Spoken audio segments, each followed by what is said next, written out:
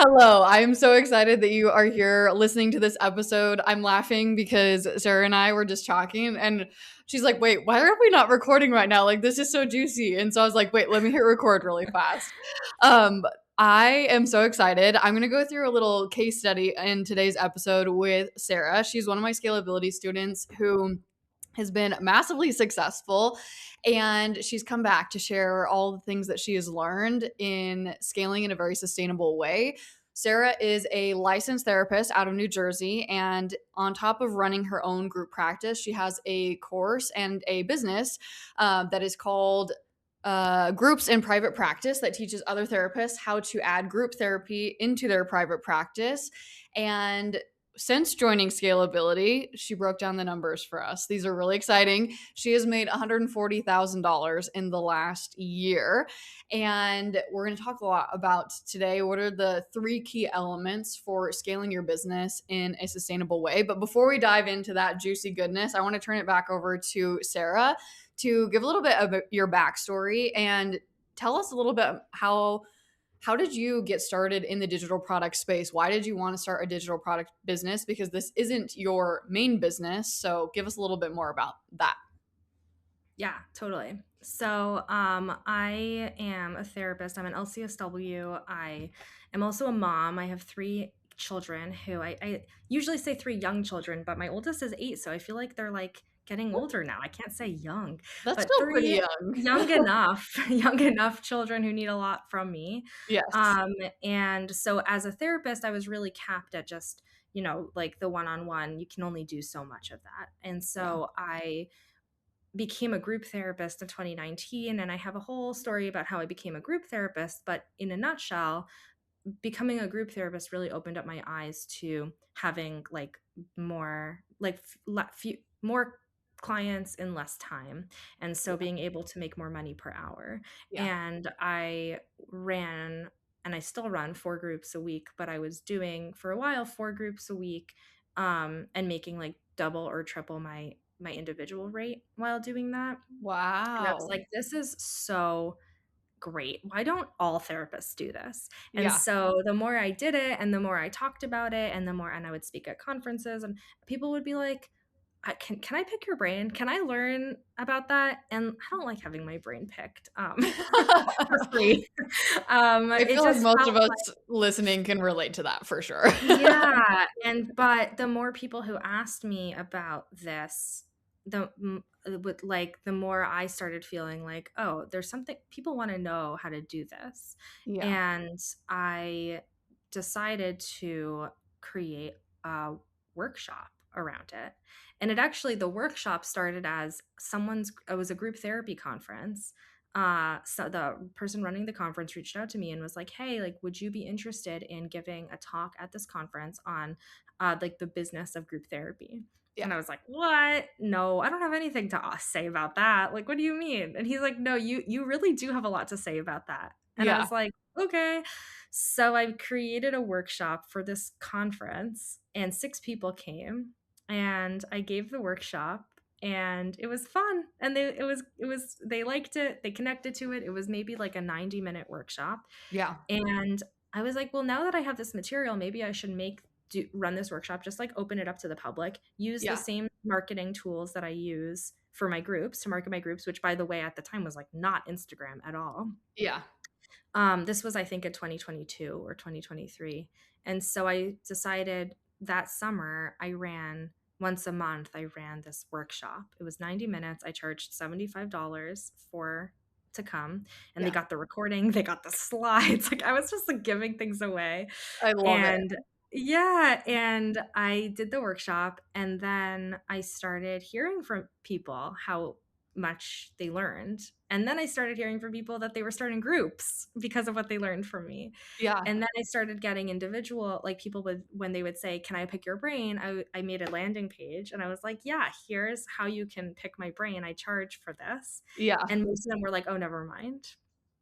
And I was like, that's fine. I have 25 clients I see a week. Like I don't really have time anyways. So at Yeah. least if you are going to pay me, I'll make the time. If not, then like that's okay also. Yeah. Um, and at the same time that I was starting these workshops, I was also working hard at my Instagram and doing I think I called it teen group therapy because I was doing a lot of groups for teens, and so I was Yeah. trying to attract clients into my groups, but I wasn't. I was just having a lot of therapists follow me, and I'm like, let me change it to just be about like groups and private practice, and that's Yeah. what I named it. And when I named it that, I saw a huge increase in the number of followers I was getting because it was a little more. It wasn't just about teen Yeah. groups. It was about for therapists. Yeah. And I started talking about all the marketing stuff.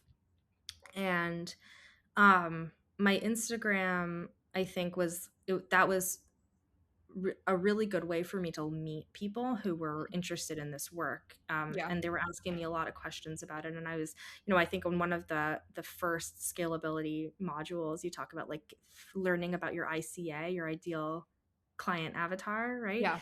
And I think like I was able, Instagram helped me actually meet those people really quickly early on into starting this business. Yeah. And I decided I was going to start launch a course about it, and that I was going to use my Instagram to market the course, but I needed to build up credibility first on Instagram. And so but I had all the material already. Yeah. So I built it out. I had like a launch plan, and I worked with a one-on-one coach for a couple sessions to help me, like, because I had never launched a course before. So I was like, Yeah. how do I do this? Yeah. Um, so, um, and so that was really helpful too, to just like get a timeline. And I did a free webinar first. And like, there were some Mhm. things I did along the way. Yeah. Um, but when I launched it at like $250, I think. And it was maybe a 2.5 or 3 hour long self-paced course. Yeah. Um, and from there, now it's been 3 years since, no, 2 years. I launched it in July of 2024, so a full year after I did those workshops. Yeah. Now 2026, the price is now $1,000. It's a lot more expanded. Like, I keep expanding. Yeah. um and something that I also do is um I have quarterly coaching calls that are live as part of being in the course, and you have lifetime Yeah. access to being in the calls for the lifetime of the course. Can you talk a little bit more about the thought process behind the evolution of this course and specifically how that's helped in scaling?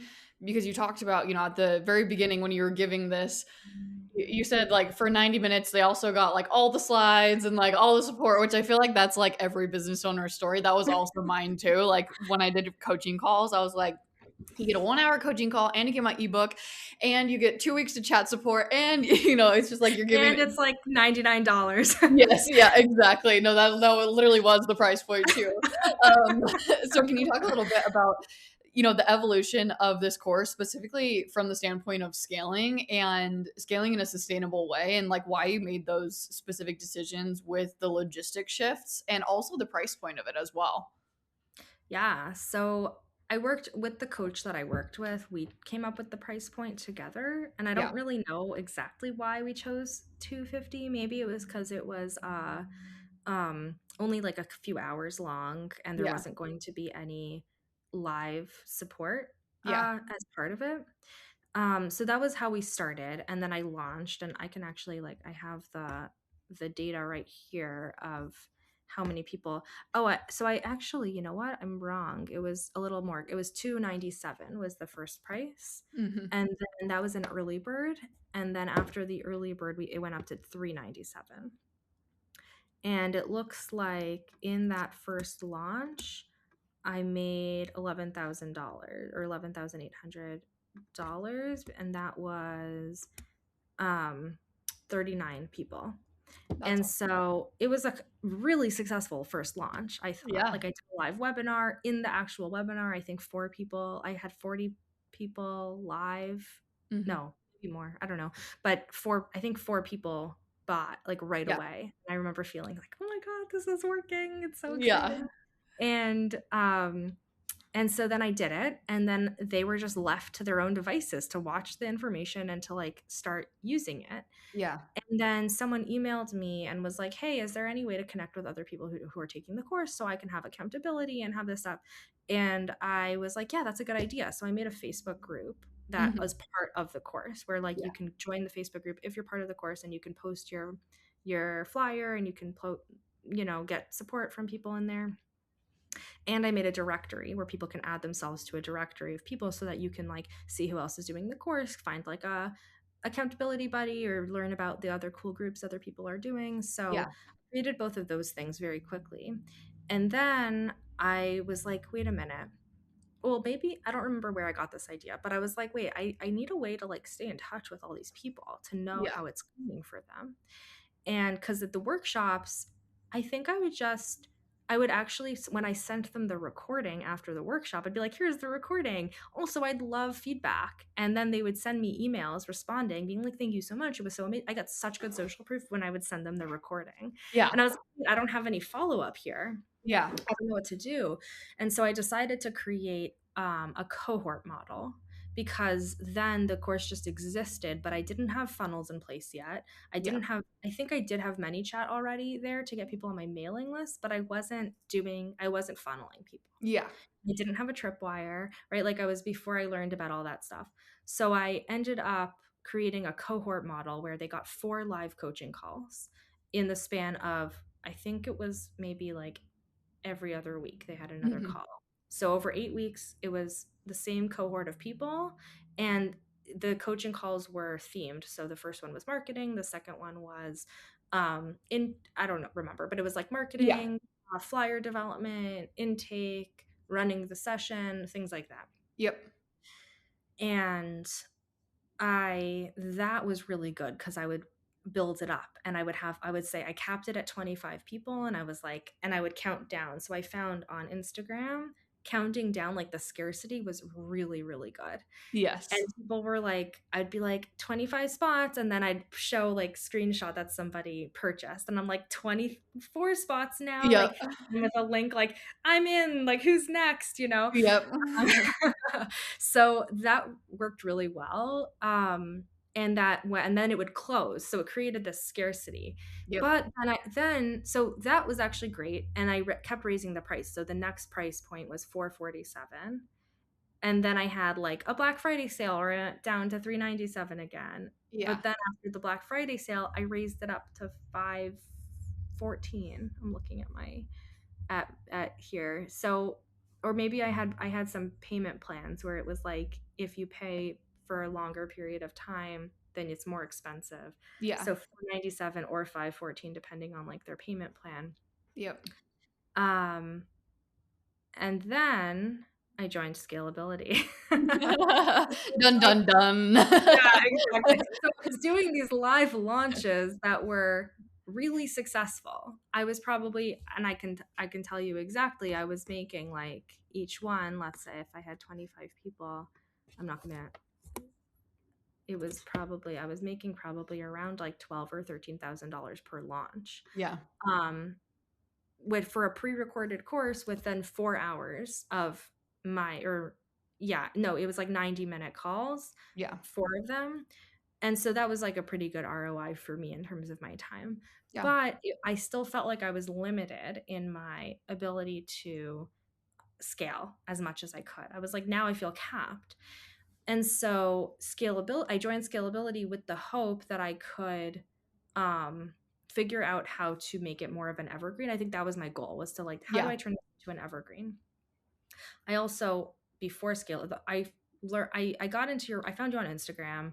I downloaded a free ebook through a through a trigger word. I'm like blanking on what that is called. Probably was it my scaling to 5K It was. PDF? Yeah. Yes. I don't remember. I remember reading it in one sitting. It was really easy to read. It was really well laid out.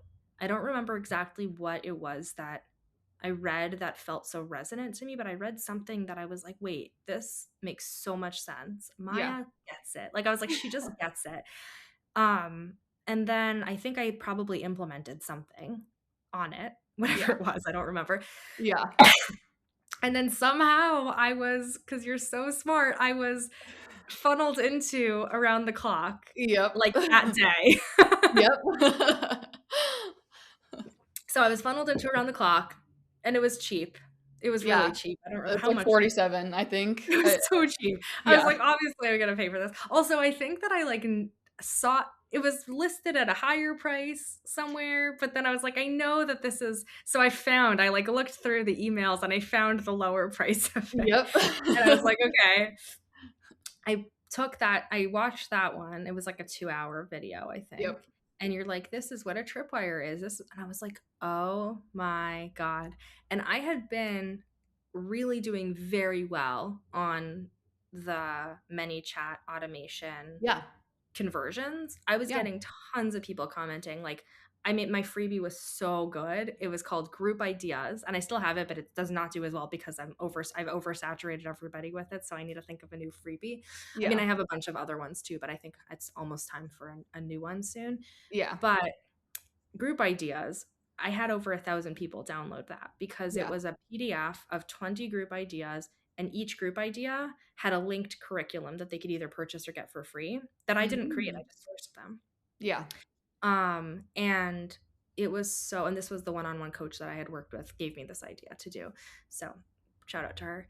Um, it was really, really, really cool to see how many people really resonated with that. And then they Yeah. kept, so I had, so, and I was like, that's 1,000 people that I could have tripwired Yep. that I didn't. I felt like such an idiot. So I got to work that day. I like watched it. And I was like, I stayed up till midnight working on my tripwires, I and I love like it. had yours pulled up, and I literally copied it. I made the exact I same love formula. it. I Like love I'm gonna do what Maya does. So I did the tripwire, and then I started to see it, and then it was working, and I was like, this is so crazy. It's actually working.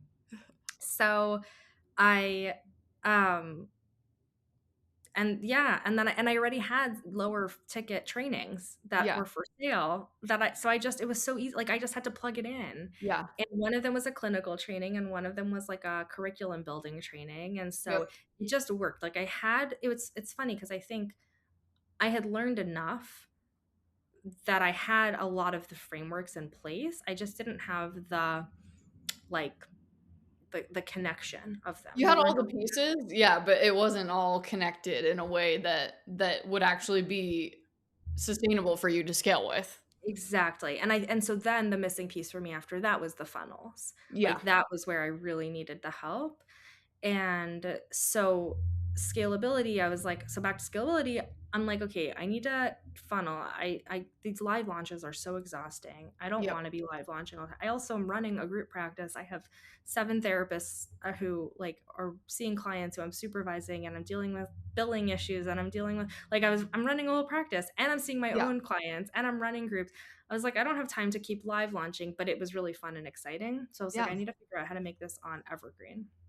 Also, creating Instagram content is like a full-time job too. Oh, So, for sure. so there's like so many things. Um, so I joined Scalability and also at the same time signed up for a one-on-one with you Yes. to just chat more personally about like the structure of certain things. And one of the things that I think you and I talked about, like doing the coaching call versus like the quarterly coaching call versus the cohort. Like how do Yeah. I move away from a cohort model? Yep. And so I started implementing that then. And I'm trying to remember timeline wise, like what other changes I made. I added more material to the course too. Um, well, I'm always adding more material as I think of things that are Yeah. working, play around and change. Um, yeah, so that's the main, I think that is the main piece that I changed. And then also I started having like a really concrete system of creating social proof. Yeah. Or not creating, but asking for social proof. Yeah.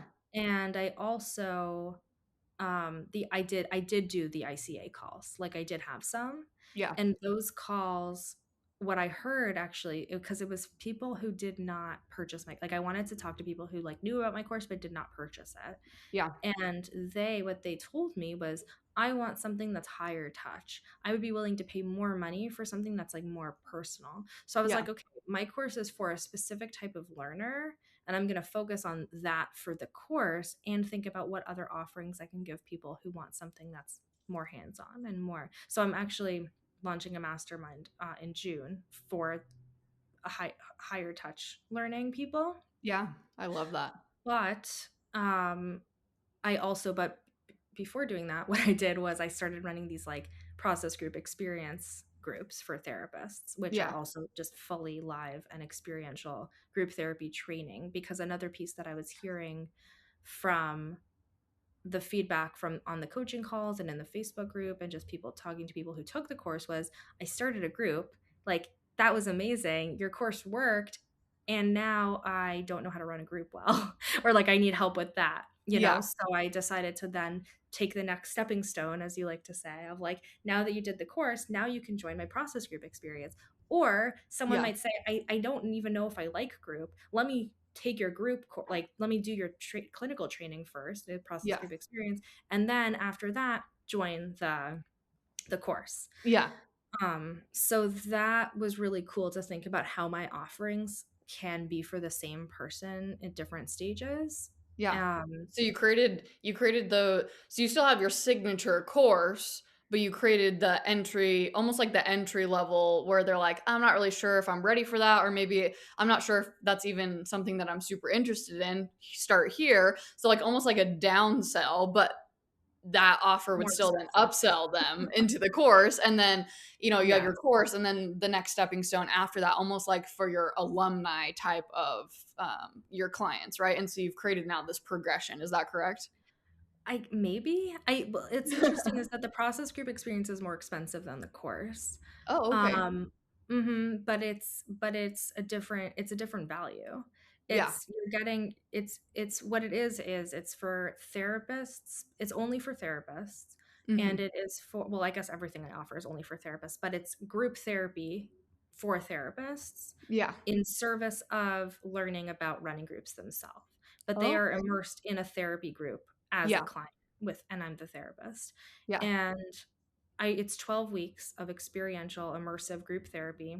And Yeah. then week 13 is clinical training where we talk about the theory and practice of group therapy, and we bring back what we did in the group, and I give examples of like this clinical intervention I used in this situation.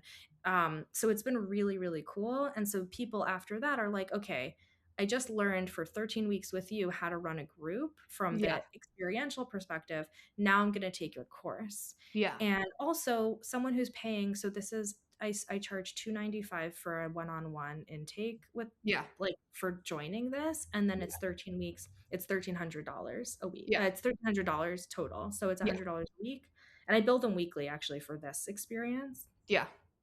Um, and with plus 295, so that it would be $1,600 for this whole experience. And Yeah. my course, even through the funnel, is like 797. Yeah.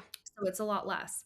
So I think also someone who's paying that amount of money for that training and then they trust me, it also is a no-brainer to buy my course. Yeah. And then on the flip side, someone who bought my course and then they're like, wow, I really trust and like Sarah and want more group therapy training, will also take my process group experience. Yes, I love that. So you're creating repeat buyers by creating those complimentary offers that are like, Exactly. and I think the biggest thing that I'm hearing is the market research isn't just like you going to, other people's comment sections on Instagram and like seeing what questions they're asking, but it's more so like, what are my students asking? What is that like? What is almost like that gap that you want to fill to Mhm. help support them in different areas, all under the same umbrella of group practice, but different areas that are going to help serve them and get them to their Mhm. goal faster, which I Yeah. absolutely love that. And then I also have a consultation group, which is this is it's full, and so I don't really advertise it, but it is a group. We meet weekly, and it is for people who are actively running groups who Hmm. want to talk more clinical, like they want to have some like so, but it's very process oriented, and we are talking about feelings, and we're crying, and we're talking about how we feel about each other, and it's Yeah. very you feel like you're in therapy also, but you're talking about also like your work, and Yeah. it's a place to talk about business too. So it's like business and your groups that you're actively running, and things show up and get like acted out in the group itself. And that is the the majority of people in that are people who, everyone in that I would say actually, are people who either did a process group experience with me or took a course with me. And that's like almost a graduate group of like, okay, Yeah. you're like really in my world, you've done a lot of training with me, and now like let's keep it going. And that's a Yeah. weekly ongoing space. And so it's also people who are really committed, and they're coming now for the long haul, I guess. I love that. So that one is more of like your alumni type group than like you said they've graduated from those other offers. Yeah, and it's a monthly commitment to be in it.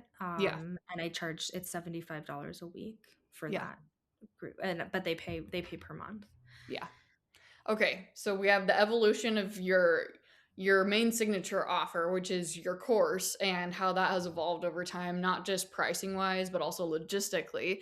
Then you also have the evolution of your entire offer suite, where you just started with the course, but then, through learning about what your clients have needed and the different gaps, you've created other offers that have now helped to increase your average order value. My question with, I guess, both of these types of evolution, so the evolution of the course itself as well as the evolution of your offer suite, how is that, from what you've learned from scalability, how has it been done in a sustainable way? Because I think a lot of people who might be listening right now, they're like, okay, that's a lot of, like a lot of different price changes and increases and logistic shifts and different offers, and there's a lot of moving pieces there. But I know also right before we hit record, you were talking about the biggest piece of scalability was being able to do this in a sustainable way. And so what has that looked like for you? And even just, you were talking about moving away from the cohort, which is that live model, into evergreen. Like, how has that freed up your capacity, and what has that looked like for you?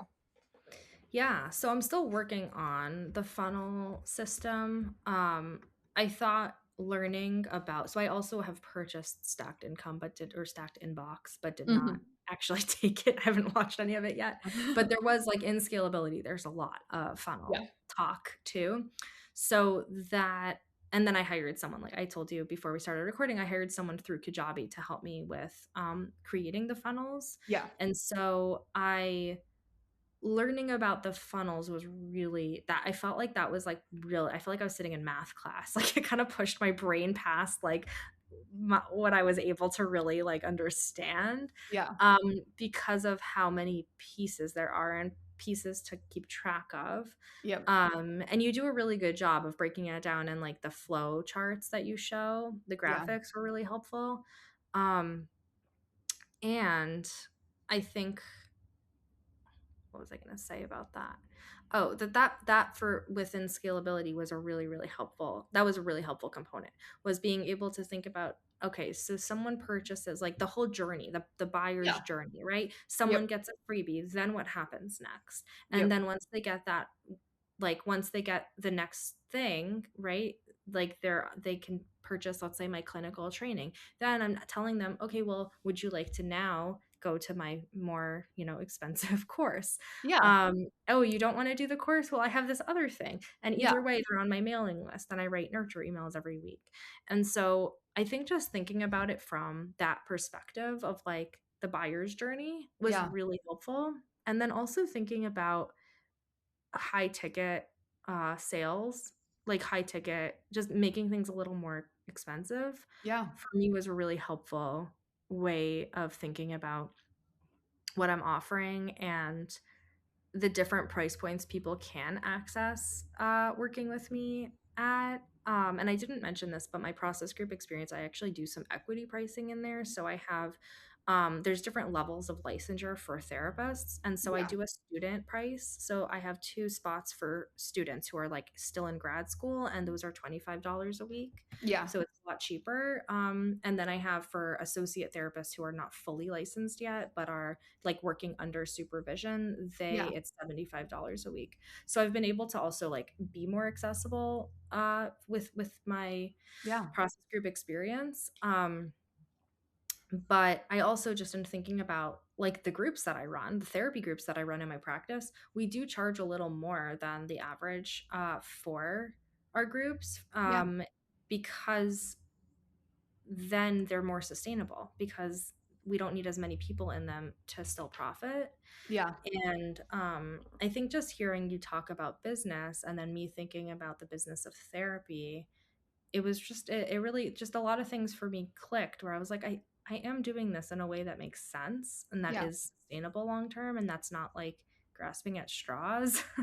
Yeah. I'm not sure if I'm really answering your question. No, About no, yeah.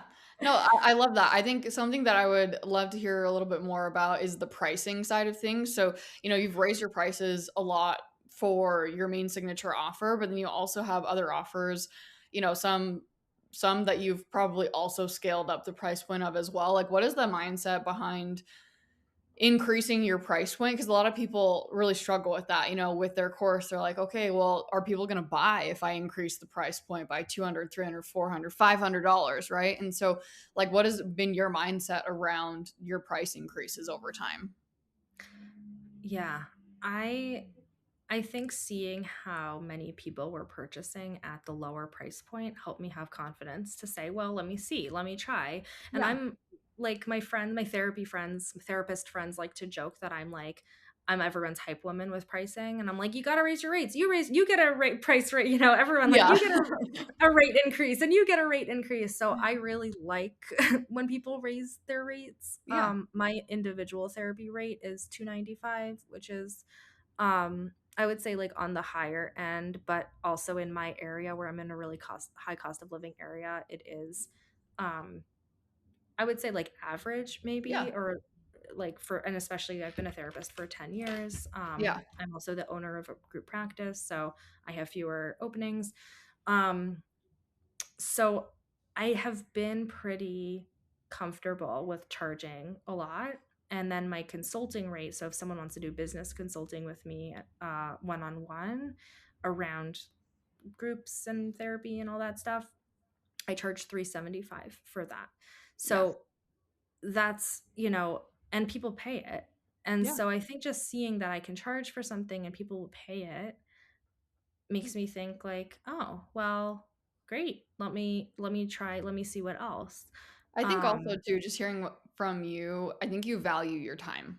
And I I think, do. and not to say that a lot of people don't value their time, but like having not come from, but also having this other business that you're running, I feel like that has given you that perspective too in coming into the Yeah. digital product space. I think a lot of people undervalue their skills and undervalue their time when it comes to pricing. And so just hearing you speak, like, and even your therapist friends where you're saying like, oh, you increase your price, you increase your price. I think that you really value your own time and you see the value of other people's time, and I think that that has helped for pricing as Yes. well. I think that is such a good point. And something that that has always drawn me to you is that you're also a mom. And I think like when you're a parent, it just changes the way that you view your time. And Oh yeah. my kids are in school, like I do carpool twice a day and I Yeah. have two different drop-offs. Yeah. There's elementary school and there's daycare, and and my husband works in the city and gets home at like 7 p.m. every night. And Yeah. so my time for working is between 9 to 4 every day because Yeah. I pay for aftercare. Like they're in later, their days Yeah. even later. But I used to work before I had kids. It was like 9 to whenever, Yeah. or earlier. It's like, and it was fine and I could Yeah. charge less. And I was also younger and I was getting my hours still and I was hustling and I was seeing people for free because I wanted to get my clinical hours to get my license, and all Yeah. of that does not it looks really different now, and my time is so Yeah. much more valuable. So if someone would message me and say, can I pick your brain, I would say, sure, I'm happy to talk to you on the phone while I'm cleaning up my kitchen after my kids go to sleep. Yeah. But like I don't didn't really want, like I really would rather listen to like music or talk on the Yeah. phone with my grandma, or like do Yeah. something that was just for me. And so once I realized that my time was actually really valuable, I Yeah. needed to start thinking about it, about how I priced things, in a way that felt like I, I can I can feel really, really present for you in this time because you're paying me what I think I deserve to be paid. Yeah. No, I love that. And I love that presence piece because that is so, so, so true. I've seen that in my own business too with things where And also too, for me, maybe this is not the case for you, but there's like a resentment piece to it as well. Where like Yeah. when I was undercharging, like I would go into sessions, not resenting the person, but like there would just be like, oh, like I don't want to hop on this call. Like, oh my gosh, like I can't believe this is in my schedule. Like there was like that resentment of like, and it was all my fault. Obviously, I could have just charged more, but I've realized that I'm able to give so much more freely, and like I'm so Yeah. much more excited to go into the coaching calls or into the offer, whatever it is, Yeah. like when I'm charging what I'm worth. Yeah. And you know what? The clients take it more seriously too when they're paying Yeah. you. If it's a stretch for them, even, it's like, "Oh, I'm gonna get everything out of this." Yeah. And like it really, if you're both taking it so seriously, you're gonna get more out of it than being like, Yeah. all right, let me pay $50 to someone to like learn something. And if you don't learn something, it's fine. It has a really different feel. And I find For that in sure. my groups, like my process group experiences, a lot of times, like people will talk about that. Like, I'm paying good money to be here. Like, I better feel really anxious right now about, Yeah. you know, about my feelings. So it does help. It really does help. For sure. All right. What would you suggest to someone who is listening right now? They're wanting to scale their business. They maybe are a mom and they are lacking time. What would you suggest to them as like almost like that first step? Like maybe even I guess a different way to frame this would be, what do you wish you knew 2 years ago? Like what do you wish you had implemented 2 years ago from the perspective of scaling? Such a good question. Um, it's funny because when I look back, I actually really don't have regrets about the way that it went for me. I Yeah. feel like I knew that I needed to start working on my Instagram first. Yeah. And that would be my advice, is like really build up an online presence first I love that. before you create a course. Yeah. And I know that people do create courses with zero online presence and then don't have a way to market it. And Yeah. so my advice would be build up your mailing list, build up your online presence, get as many people's email. Like I find running free webinars in order to get people's emails to be the fastest way to grow a Yeah. mailing list. And that would be my recommendation. Like if you have an idea of a product or something, like you want to teach people about this thing and you feel like you just really, really know that people will gain something from learning from you. Yeah. That's a weird thing to say. Let me say that again. I don't know. Do you edit? If you really know, if you really, if you have something really valuable to share, people are going to want to hear it and learn it from you. There will be people out there who will be Yeah. excited to learn that from you. And so get it in front of people as best as possible. I And I love teach that. this to people in my groups course because I have people who, they have such creative group ideas, and I tell them like you need to, and I teach all these different marketing skills, and part of it is like you have to feel comfortable putting yourself out there. And when you put yourself out there, my clients get so many other opportunities when they put themselves out there. Someone just messaged me today that she's gotten like all these really interesting like teaching and training and consulting opportunities from marketing her group, that she did market Yeah. and run, but then on top of that got all these other stuff, and I was like, Yeah. that is so cool. um, and it's true. And so when you put Yeah. yourself out there, with honestly, I would say like the number one goal should be building up your mailing list and building up your like social media following as number one. Amen. Amen. You agree? I agree. And I would add to that too, like don't be afraid or don't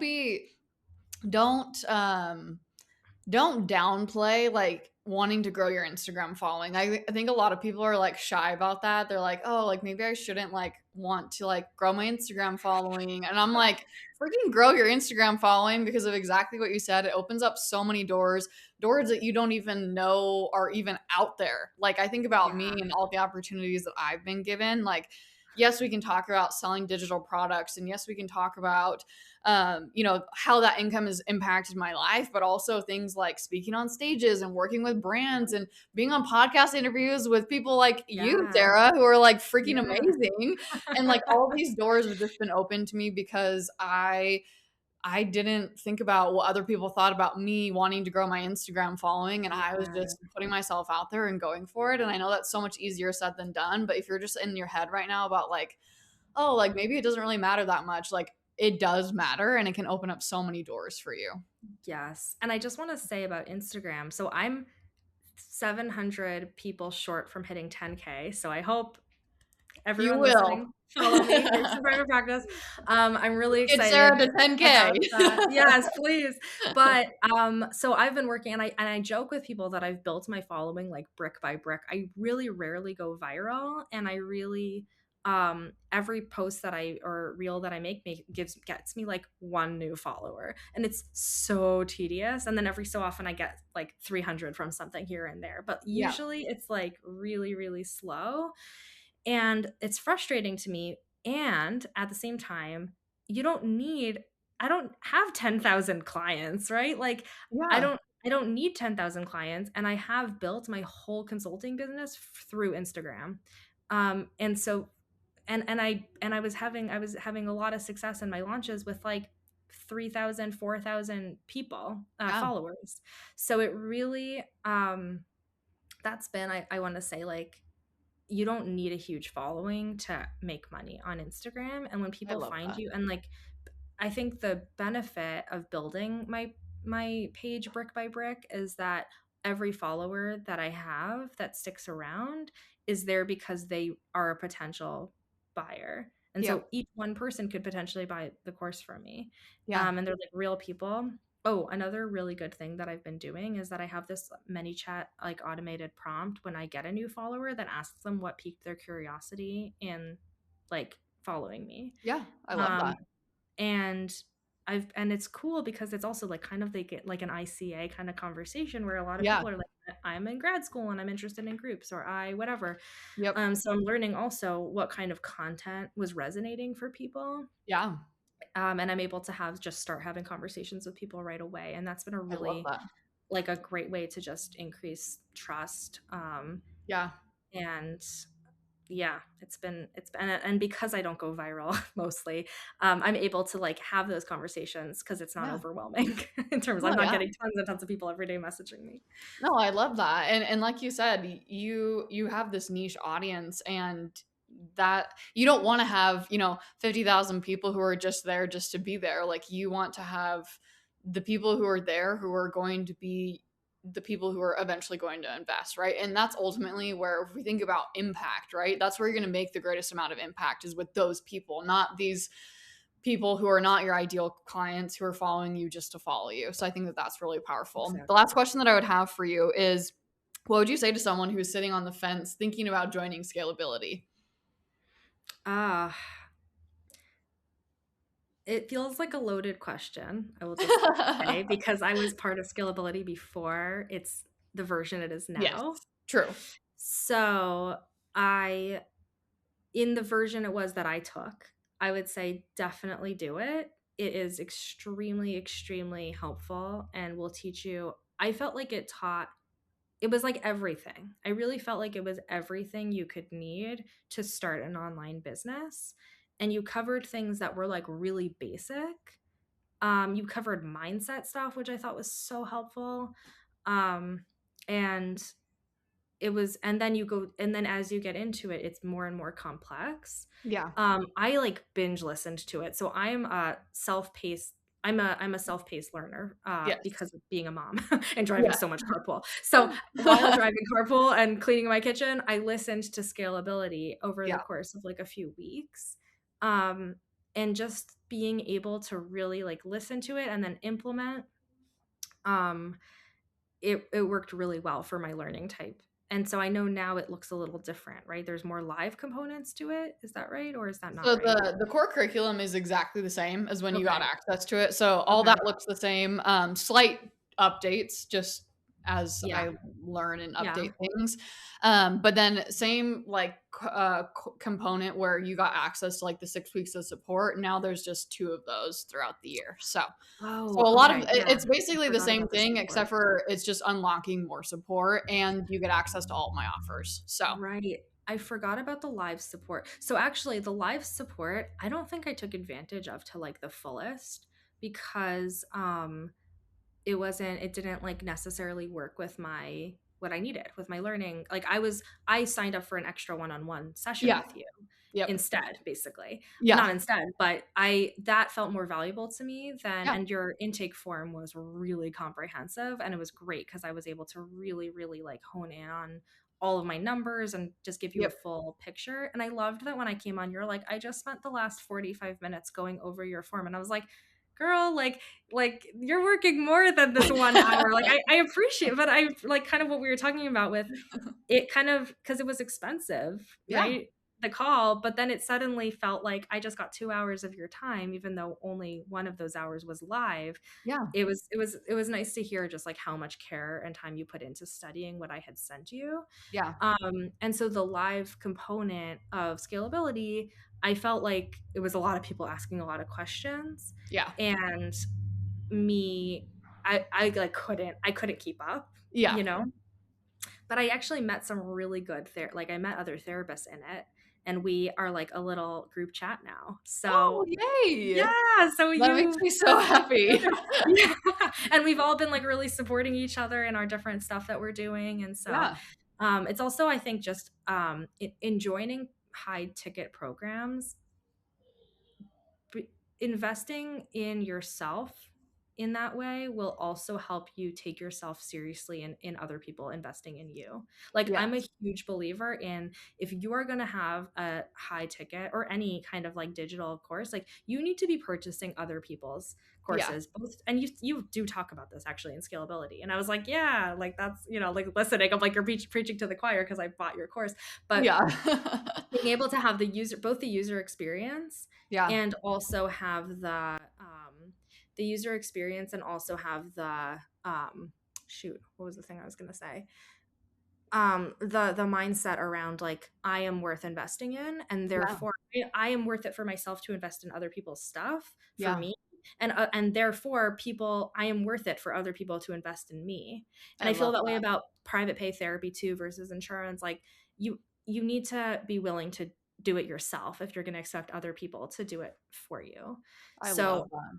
I think if people are wanting to do really big things, they should invest in working with you because they'll get a good ROI for sure. You're the best. All right. Where can people find you? I have all of your links down in the show notes, but just give us a rundown. Where can people find you? Where can people find me? My website is called groupsinprivatepractice.com. My Instagram is groups in private practice with underscores in between each name. I love it. That's So basically groups in it. private practice. That's how I feel when Yeah. people are like, where can people find you? I'm like, mynicole.com, at mynicole on Instagram, mynicole, mynicole. Yeah, exactly. I And love then it. if you want to check out like my therapy practice, that's called Yeah. Collaborative Minds Psychotherapy, collaborativeminds.net. And we do have an Instagram, very small following, but it's collaborative.minds.therapy is the handle. I love it. I love it. Cool. All right.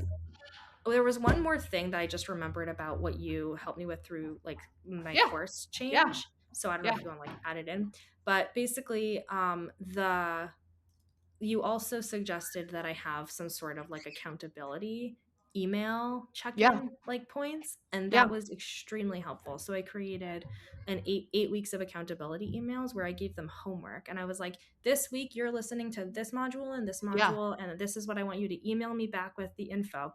And once they got to the very end, I then asked for testimonial, and people then did, and it's so cool. Like I would get emails being like, Sarah, I never thought I would be one of those success stories, but I launched my group, and I'm like, this is an email that I'm getting. So that was really helpful to put those emails into action. I love that because So I thank you. actually wrote that down and I forgot to ask you.